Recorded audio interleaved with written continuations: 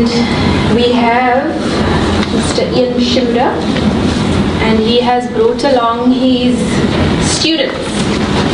They brought me along. Oh, okay. So,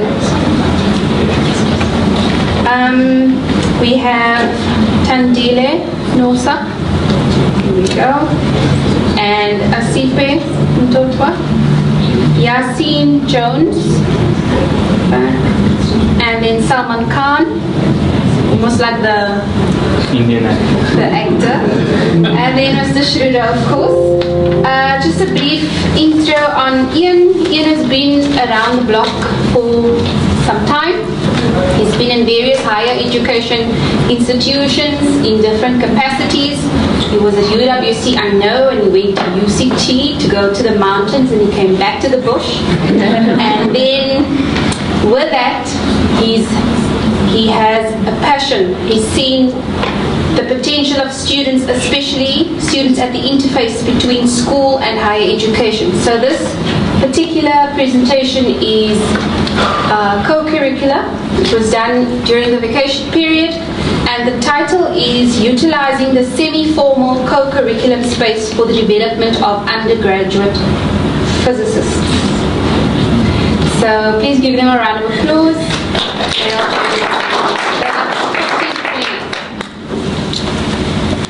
Good afternoon to the community at large. My name is Yasin. I'll just briefly explain. So my colleagues and I, we attended a 2 weeks workshop that was supervised by Mr. Schroeder. Okay. So what the 2 weeks entailed was basically a more hands-on approach to physics instead of the whole equation. So don't be scared, I'm not going to throw any equations on the board. Okay. So my colleagues and I attended a whole bunch of master classes, which were basically like short mini programs by I think it was another one. Lecturer, and basically the master classes were about soldering and electronics, about smartphone integrated practicals. I'll elaborate a bit more on that. I also assembled a digital oscilloscope, which is basically have you seen in the hospitals those things that go teeth? That's that thing, but cheaper and also digital as well. Then also we had a little masterclass about PLNs and a little short practical as well about the Fourier analysis. We didn't go too deeply into that. There was a program we used called Spectrum, that basically changes data that you collect from a time base from a time domain into a frequency domain. So we got data and we say, oh, this thing happened so many times. Then we exported, we used the program Spectra, and it told us, you know, this is happening, this type of thing is happening very frequently, and you should check on that, you know. And then also another masterclass that we attended was about design thinking. So how should we think when we come up with practicals, you know, what processes do we need to go through? There has to be iterations of thinking. You need to think about your thinking. I think one of my colleagues will elaborate a bit more on that. And then, okay, so now I'll just explain a bit more about the smartphone integrated practicals that we were given a task to do.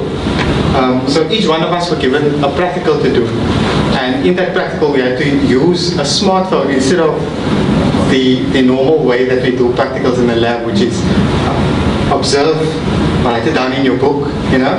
Whereas, okay, so I might be speaking only to Android users now, because I'm talking about strange words like export, Bluetooth, copy to your laptop. Okay, so Mr. Schroeder, I think he bought a little small smartphone that has all these sensors in them, like an accelerometer, a gyroscope, ambient sensor, a proximity meter, frequency generator, and we had to use all those sensors of the smartphone to come up with practicals that we can actually use in the first year labs, and we have. I don't want to go too much into detail, so I'll just hand it over to one of my colleagues.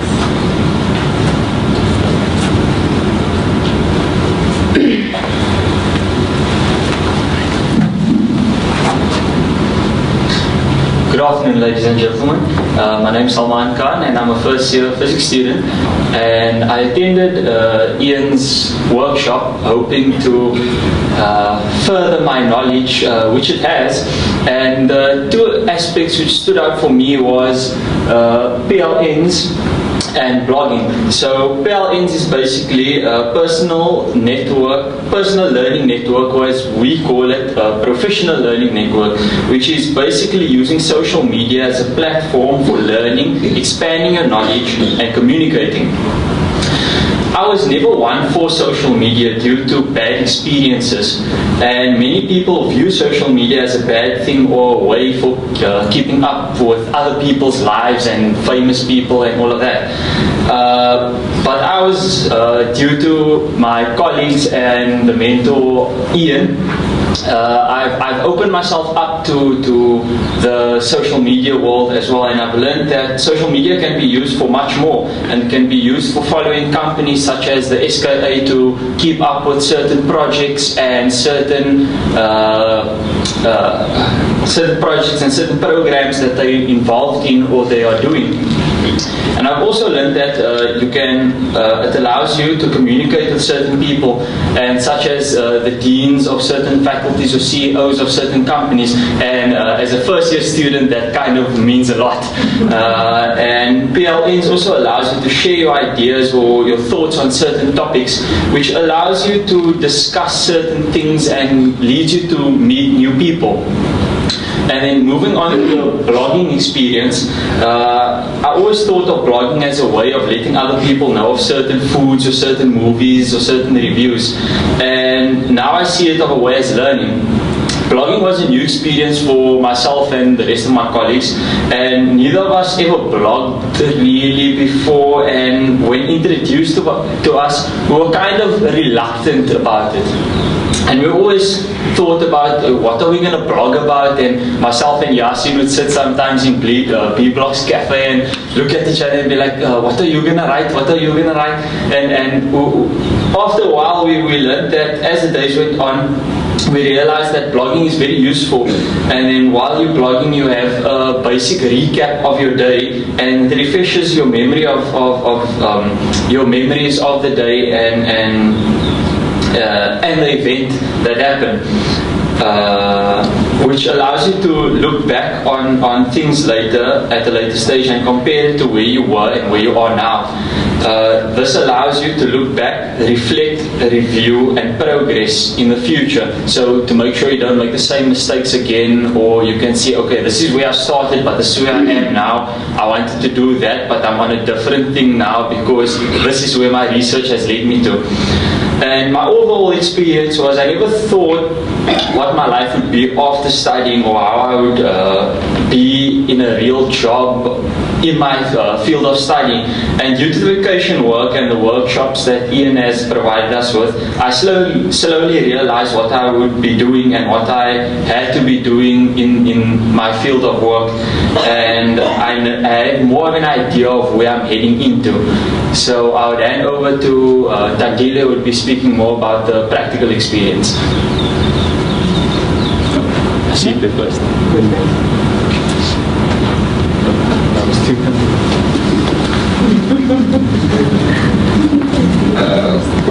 Good afternoon, ladies and gentlemen. As you've heard, my name is Tandile Nosa, and today I will be sharing with you my experience of not only having to build a buzzer, but the thought process that goes into solving problems in physics or in the world in general. Before partaking in this workshop, I thought experimental physics was a one-way street. You get a problem, you come up with a solution, and you solve that problem. But this is not so. You just don't do any equations and get answers. The process to find a solution is more integrated than that, and it tends to be an intertwined network. As Yasin had said earlier about design thinking, that goes a lot into that. So we were tasked with coming up with a prep for a Doppler effect. And to design a prep for a Doppler effect, you need a sound source basically. So we didn't have a sound source in the lab, so we had to build one. And I took it upon myself to build one because I thought it would be easy. You just go into the internet and you just go into the internet and you Google how to do it, Google the circuit diagram, and this is what I got. You see, it seems simple, 2 wires, a buzzer, and a 9-volt battery. That doesn't work actually in real life. So after trying this out and figuring out that it doesn't work, I gave up because we are taught in school, in high school, that everything is linear. You get an equation and this is how you do something.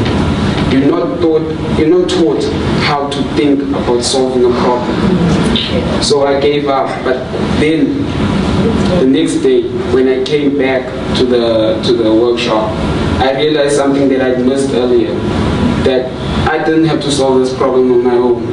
That's when my colleagues and my mentor comes in, because I had him. And I consulted my colleagues about solving the problem, and together we came up with a solution that looks something like this. And as you can see, it's much more complicated than what they had given me in Google. Now, this experience taught me a new way to think about solving problems.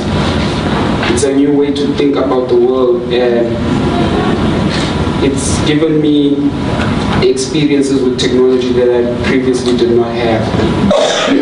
And it's changed my way of thinking, because now I realize nowadays you don't only have to think outside the box, but you actually have to build your own box and think out of it. Thank you.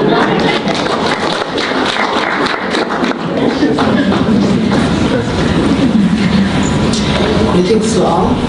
My name is eColloquium.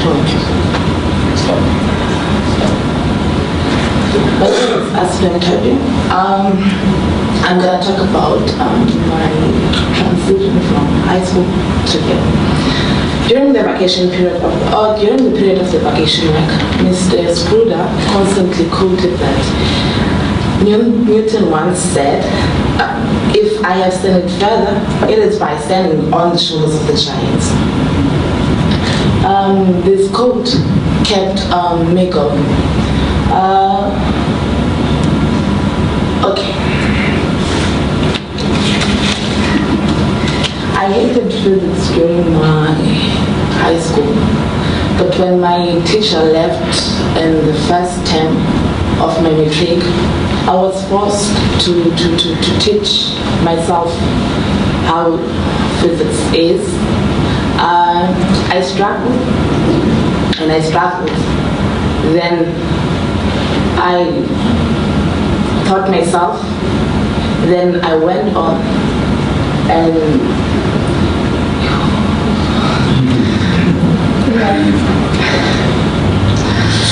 then I passed my knowledge to my fellow matriculants.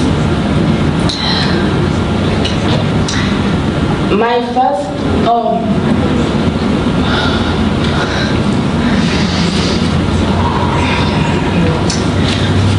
first struggle was with the computers. I didn't know anything about the computers. I didn't know how Excel works. I didn't know how Word works. So when I had to submit a report, I had to do it by hand, meaning that I take more time than other students to actually write the report. I went to Mr. Schroeder every time, asking to help me with inserting the equations in Word. I struggled a lot, and I submitted longer than others. My first week of the vacation week was extremely challenging for me, because I was introduced to a different environment where you come to a classroom full of lab equipment. when you're used to a classroom where you find a board full of equation words.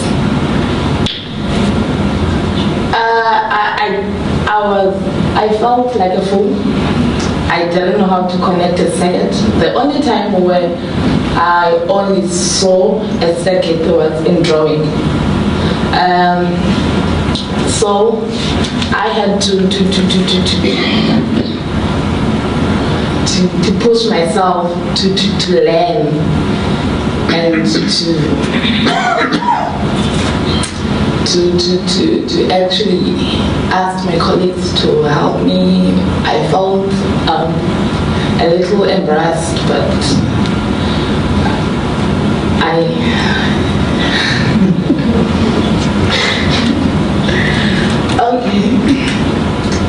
I can now say I can observe, I can connect an electric circuit, I can plan, I can collect data, I can put data to Excel, I can draw graphs with the help of my colleagues in Schroeder. Physics becomes more interesting if the theory behind it is taken into the lab and being practically explained, more than seeing a book full of theories, laws, and equations, and not actually doing the prep. As a student, as an undergraduate coming from a disadvantaged background, I feel physics would be more approachable if we were given a course where, or we were given something like a course where in the beginning of the year where you are taught to use the lab equipment and play with the lab equipment. And I think the 3 hours of the lab, the 3 hours of the practicals during the week are not enough for us to actually learn everything. I think it would be more advantageous if we were given a course that is ongoing, where you as an individual would go and actually do what you don't know and use the lab equipment to enhance your skills. You would find most of the time during the practicals we work as a team. You would find people not doing the work, not actually connecting circuits and all. You would find we want to save time. So I think it would be better if we're given a course like an everyday thing, that way you can go and actually do your thing, and so that when it comes to the prac exam you cannot struggle. You find a lot of learners struggling to do things by themselves in the prac exam because we rely on our teammates. Thank you.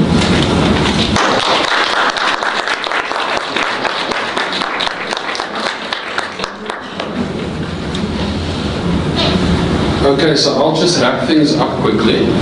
Well, maybe not so quick. I think I've got another hour. And there will be an exam, online exam afterwards.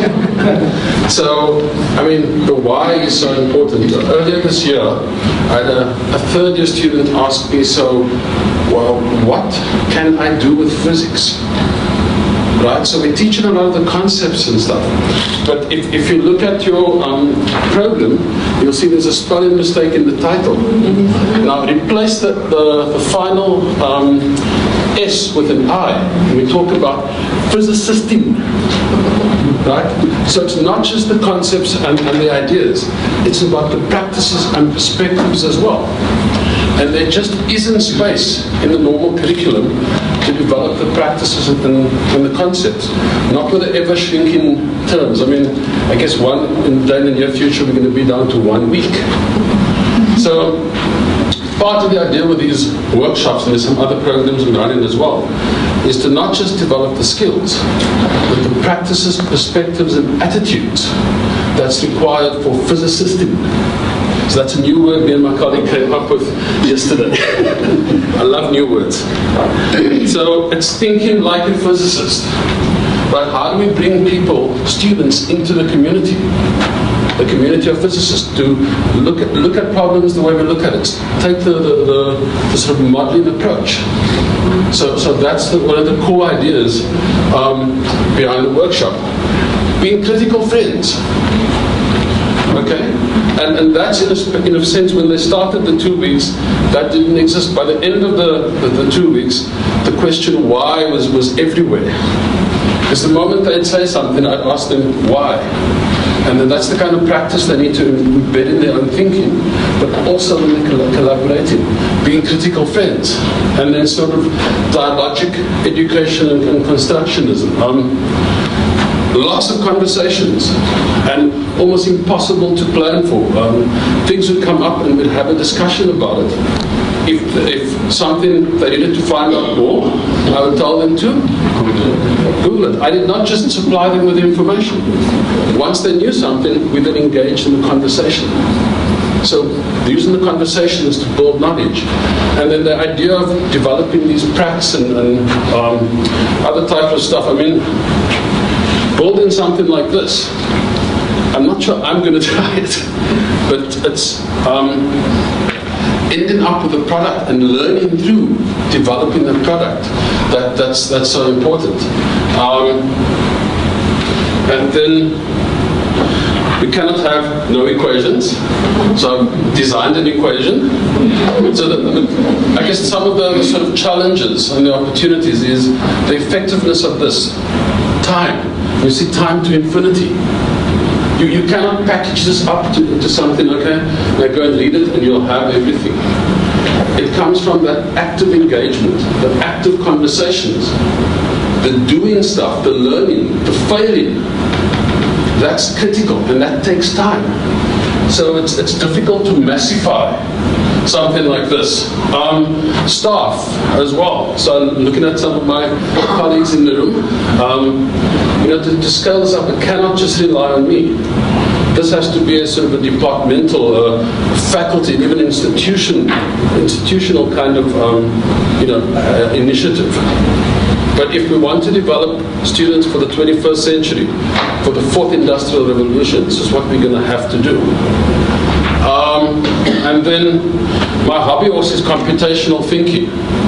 And it takes a much broader view of not just computers but technology, and not just understanding how it works, but also how to think about it, how to use it to solve 21st century problems.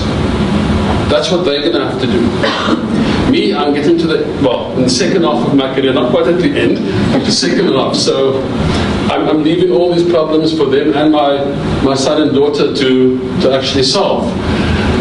And what this touches on as well is developing the pipeline. So what if we could start, students starting varsity have something like this, and I'm looking at the teaching specialists in the faculty.